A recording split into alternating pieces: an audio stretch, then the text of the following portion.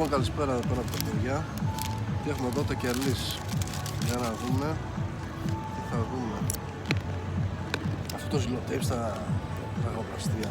Ναι, είναι σπαστικό. Πω. Δύο, για να δούμε, δύο.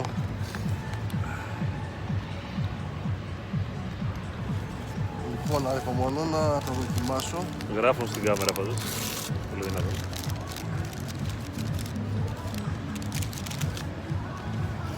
Λοιπόν, βασικά αυτό δεν θέλει τώρα όμως. Αυτό θέλει χέρι. Με το χέρι.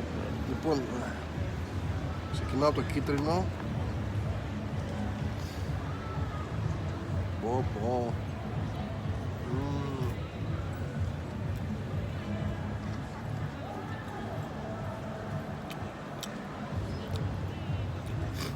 Πώς είναι?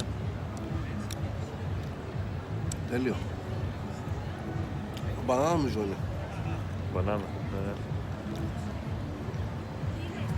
Όνειρο.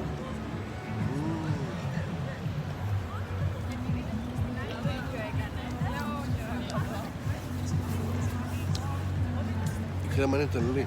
Θα πας το άλλο. Θα δοκιμάσω κι εγώ.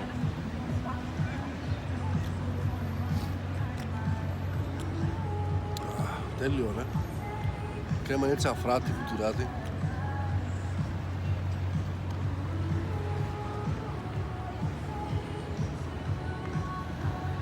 Το φάγεις κιόλας στο πρώτο.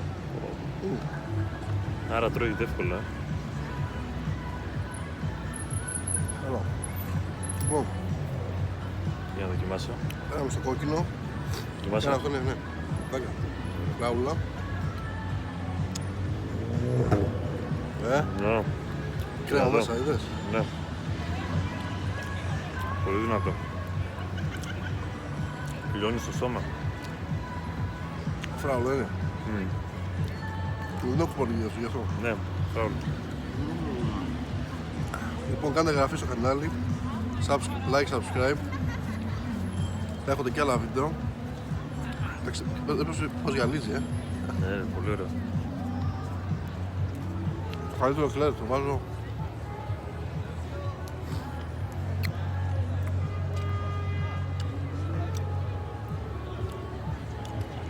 Είναι 9,9.